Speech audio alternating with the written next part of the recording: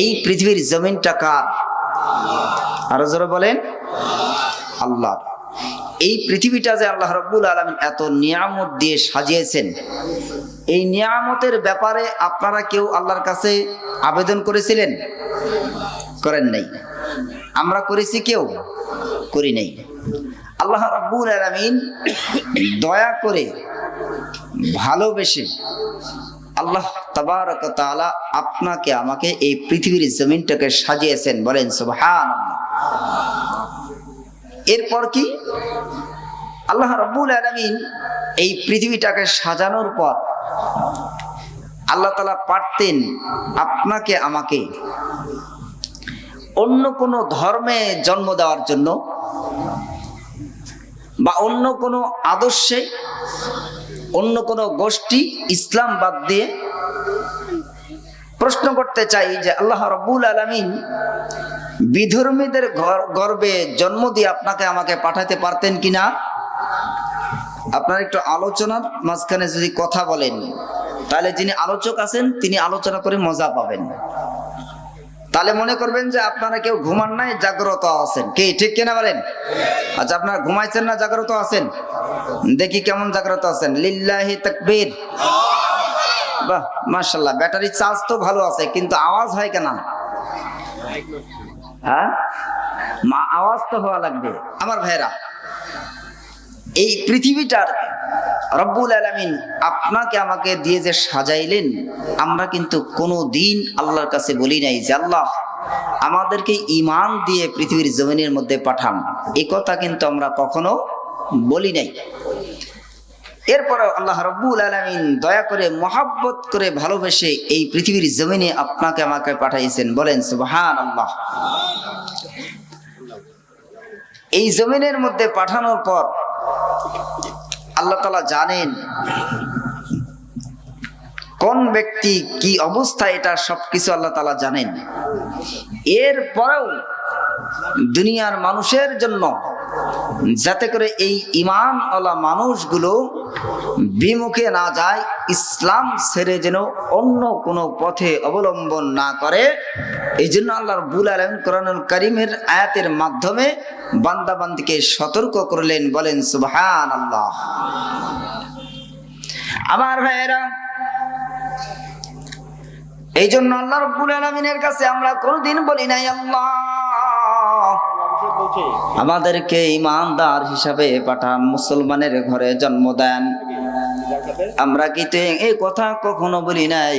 আল্লাহ রাব্বুল আলামিন দয়া করে, মহব্বত করে, ভালোবেসে রাব্বুল আলামিন আপনাকে আমাকে মুসলমানের ঘরে জন্ম দিলেন। দেওয়ার পর ঈমান নামক যে নিয়ামত, এই নিয়ামতটা আল্লাহ রাব্বুল আলামিন আপনাকে আমাকে দান করেছেন। বলেন সুবহানাল্লাহ।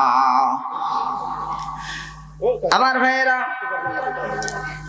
ঈমান দান করার পর রব্বুল আলামিন কোরআনুল কারীমের মধ্যে ঘোষণা করেন, ইন্নাল্লাযীনা আমানু ওয়া আমিলুস সালিহাতি কানাত লাহুম জান্নাতুল ফিরদাউসি নুজুলা। বলেন আল্লাহু আকবার। আল্লাহ রাব্বুল আলামিন বলেন, বিশ্ব নবীকে আপনি আপনার উম্মতদেরকে অবগত করেন, জানান, জানিয়ে দেন, ইন্নাল্লাযীনা আমানু ওয়া আমিলুস সালিহাত। আল্লাহ রাব্বুল আলামিন বলেন, দুনিয়ার মানুষকে আপনি জানিয়ে দেন, তারা যদি কি করে। এক নম্বর আয়াতে কারিমার মধ্যে দুইটা আলোচনা করেছেন। দুইটা কাজ যদি কোনো বান্দা বান্দি সম্পাদন করে, আমল করে, এই দুইটা কাজের মাধ্যমে রব্বুল আলামিন তাকে জান্নাতুল ফিরদাউস নসিব করবেন। বলেন ঠিক কিনা? আমার ভাইরা, রব্বুল আলামিন এই জন্য বলেন, ইন্নাল্লাযীনা আমানু ওয়া আমিলুস সালিহাত। রব্বুল আলামিন বলেন দুইটা জিনিস এই জায়গায়, ইন্নাল্লাযীনা আমানু, নিশ্চয় যারা ঈমান এনেছে, ওয়া আমিলুস সালিহাত, ওয়া আমিলুস সালিহাত, আমলের সালেহ করেছে। আল্লাহ রাব্বুল আলামিন বলেন জান্নাতুল ফিরদাউসি নুজুলা, আল্লাহ রাব্বুল আলামিন বলেন এই দুইটা কাজ সম্পাদন করার কারণে যারা নাকি এই দুইটা কাজ সম্পাদন করবে তাদের জন্য আমি আল্লাহ রাব্বুল আলামিন জান্নাতুল ফিরদাউস নসিব করার জন্য ঘোষণা দিয়ে দিলাম। বলেন সুবহানাল্লাহ। আমার ভাইয়েরা, আল্লাহ রাসূল বলেন দুনিয়ার কোন মানুষ যদি ঈমান আনে, ঈমান, আল্লাহ রাব্বুল আলামিন বলেন পৃথিবীর জমিনের মধ্যে ঈমান দিয়ে পাঠিয়েছেন। মুসলমানদেরকে ঈমান নামক যে নিয়ামতটা দান করেছেন, এই নিয়ামত নিয়ে যদি অন্ধকার কবরে যেতে পারে, আমার ভাইয়েরা, মুসলমান বন্ধুরা রে আমার, এই ঈমান নামক নিয়ামত নিয়ে যদি অন্ধকার কবরে কেউ যেতে পারে, আল্লাহ রাসূল সাল্লাল্লাহু আলাইহি ওয়াসাল্লাম বলেন কাল কঠিন কিয়ামতের ময়দানে যদি কোনো ব্যক্তি যত পরিমাণ ঈমান নিয়ে কিয়ামতের ময়দানে হাজির হয়, আল্লাহ রাসূল সাল্লাল্লাহু আলাইহি ওয়াসাল্লাম বলেন তার জন্য যত পরিমাণ ঈমান নিয়ে যাওয়ার কারণে আল্লাহ রাব্বুল আলামিন তাকে হয়তো সাময়িক কিছু শাস্তি দিবেন, এরপর রাব্বুল আলামিন তাকে জান্নাতুল ফিরদাউস প্রবেশ করাবেন। বলেন সুবহানাল্লাহ। আমার ভাইয়েরা, রাসূল আবার বলেন দ্বিতীয় নম্বর কথা হলো যদি কোনো ব্যক্তি গম পরিমাণ ঈমান নিয়ে হাসরের ময়দানে উপস্থিত হয়, হাসরের ময়দানে গম পরিমাণ ঈমান নিয়ে উপস্থিত হওয়ার কারণে মহান রব্বুল আলামিন, আল্লাহ রব্বুল আলামিন এই গম পরিমাণ ঈমান নিয়ে যাওয়ার কারণে সাময়িক হয়তো কিছু শাস্তি দিবেন, এরপর রব্বুল আলামিন তার জন্য জান্নাতুল ফিরদাউসের ঘোষণা দিয়ে দিলেন। বলেন সুবহানাল্লাহ। আমার ভাইয়েরা,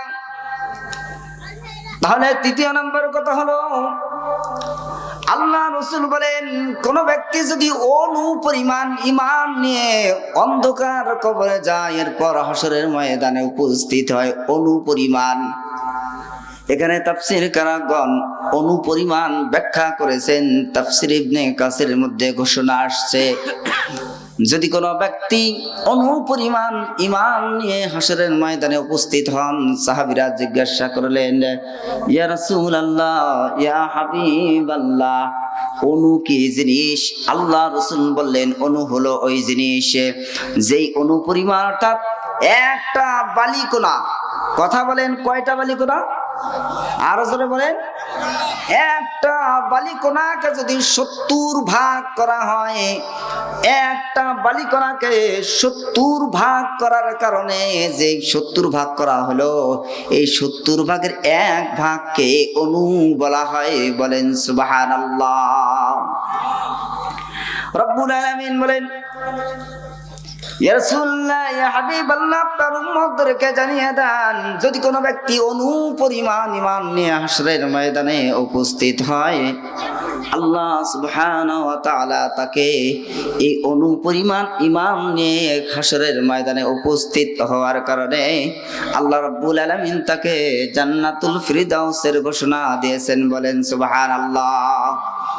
যদি কোনো ব্যক্তি এই কথা মনে করে যে আমি তো ঈমানের উপরে আছি, আমাকে কি জান্নাত দেবে কিনা, আল্লাহ রাব্বুল আলামিন কোরআনুল কারীমের মধ্যে বলেন ফামান ইয়ামাল মিসকালা যাররাতিন খায়রান ইয়ারা ওয়া মান ইয়ামাল মিসকালা যাররাতিন শাররান ইয়ারা। বলেন আল্লাহু আকবার। আল্লাহ রাব্বুল আলামিন বলেন ফামান ইয়ামাল মিসকালা যাররাতিন খায়রান ইয়ারা, যদি কোনো ব্যক্তি যাররা পরিমাণ অনু পরিমাণ আমল করে, আল্লাহ রাব্বুল আলামিন তাকে ওই অনু পরিমাণ আমল করার কারণে ওই অনু পরিমাণ আমল কাল কঠিন কিয়ামতের ময়দানে তাকে দিয়ে দিবেন। বলেন সুবহানাল্লাহ। আর যদি কোনো ব্যক্তি অনু পরিমাণ ওয়া ইয়ামাল মিসকালা যাররাতিন শাররান ইয়ারা, আল্লাহ রাব্বুল আলামিন বলেন যদি কোনো ব্যক্তি অনুপরিমাণ গুনাহের কাজ করে থাকে, তাহলেও সেই অনুপরিমাণ গুনাহ তাকে দেওয়া হবে। আল্লাহ রাব্বুল আলামিন বলেন এতে কোনো বান্দার সাথে জুলুম করা হবে না। কথা বলেন ঠিক কিনা? আমার ভাইরা, এই জন্য ঈমানকে শক্তভাবে ধরিয়ে থাকা লাগবে, শক্তভাবে আঁকড়িয়ে ধরতে হবে। কারণ হলো ঈমান একটা এমন একটা নিয়ামত আল্লাহ রাব্বুল আলামিন আপনাকে আমাকে দান করেছেন। আমরা কিন্তু কোনোদিন ঈমানের ব্যাপারে আল্লাহ তাআলার কাছে আবেদন করি নাই যে আল্লাহ ঈমান নামক যে নিয়ামত, এই নিয়ামতটা আমাদেরকে দেন। এটা আমরা কোনোদিন চাই নাই। রব্বুল আলামিন মহব্বত করে ভালোবেসে আপনাকে আমাকে ঈমান নামক ধন দৌলত যে দিয়েছেন, এই নিয়ামতটা যদি আমরা কষ্টে পেতাম তাহলে কিন্তু আমাদের জন্য সহজ হতো। আমার ভাইয়েরা, ঈমান তো রব্বুল আলামিন আমাদেরকে এমনি এমনি দিয়েছেন, মহব্বত করে দিয়েছেন, ভালোবেসে দিয়েছেন। এই ভালোবেসে ঈমান দেওয়ার কারণে আপনারা এবং আমরা সবাই এই ঈমান নামক নিয়ামতকে গুরুত্ব দেই না। ঈমান কি জিনিস এই কিন্তু এ কথা কিন্তু কখনো ভাবে না। কথা বলেন ঠিক কিনা? যদি আমরা কষ্টে ঈমান পাইতাম যে আল্লাহ দেন দেন, যদি চাইতাম এইভাবে দোয়া করতেছে আল্লাহ আমার যদি একটা 3 তলা বাড়ি হতো অনেক খুশি হইতাম। এখানে এমন কেউ আছেন যে আল্লাহর কাছে এই কথা চাবেন না? যদি বলা হয় যে আপনি চান, সময় দেওয়া হলো 10 মিনিট, আপনি যা চাওয়ার তাই চাবেন। আমার মনে বলে যে এখানে অধিকাংশ মানুষ আছে হাত তুলে বলবে আল্লাহ আমি আগে 3 তলা একটা বিল্ডিং চাই, কি তাই না? 2 ব্যক্তি, আপনার হিংসুক 2 ব্যক্তি একসাথে বসবাস করছে। এবার একজন আপনার 1 তলা বিল্ডিং তুলেছে। এবার তার বিল্ডিং তুলে সে বলতেছে আল্লাহ যদি এরকম 1 তলা আমার যদি 2 তলা হতো তাহলে অনেক খুশি হইতাম। তাকে আল্লাহ নিয়ামত দিয়েছেন, সে 2 তলা একটা বাড়ি বানাইলো।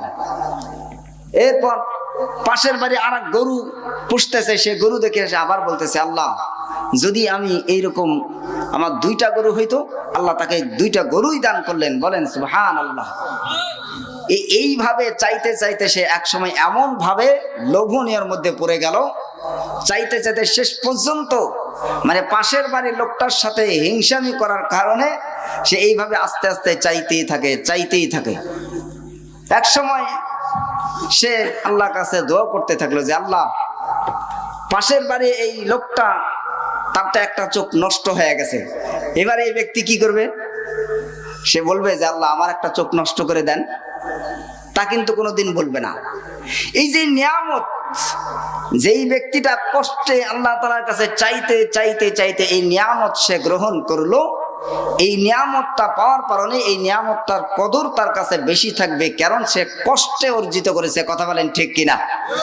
এই ঈমান নামক দৌলত, ঈমান নামক যে নিয়ামত, এটা আমরা আল্লাহ তাআলার কাছে না চাওয়াতেই আল্লাহ দিয়েছেন। এই কারণে আমরা এই ঈমানটার কি করি না, গুরুত্ব দেই না। আজকে যদি সেই ঈমান থাকতো, ঈমান যদি আমরা কষ্টে অর্জিত করতাম, তাহলে টঙ্গীর ময়দানে এরকম ভাবে মুসলমান 2 দল মুসলমান কোনোদিন ঝগড়া করতো না। কথা বলেন ঠিক কিনা? ওলামায়ে কেরামদের পরামর্শে তাবলীগ জামাতের কাজ চলবে, এটাই স্বাভাবিক। তাবলীগ ওয়ালাদের কাজ হলো মানুষকে বুঝে এসে মসজিদের মধ্যে নিয়ে আসা, বাকি কাজ আল্লাহর। তা ঠিক আছে, আপনি আল্লাহর কাজ করেন, কিন্তু এই জায়গার মধ্যে 2 দল আপনার হলো ঝগড়াঝাটি করে আপনার এই টঙ্গীর ময়দানে কি দরকারটা ছিল রাত 3টার সময় যায় 4টা মানুষকে খুন করা? কথা বলেন ঠিক কিনা? এই ঈমান না থাকার কারণে সন্ত্রাসীগুলো একজন আরেকজনের গায়ে হাত তোলে এবং একজন আরেকজনকে হত্যা করে। কথা বলেন ঠিক কিনা? এই জন্য ঈমান নামক দৌলতকে ঠিক করা চাই। কথা বলেন ঠিক কিনা? বলেন এই জন্য ঈমান ঠিক করার দরকার।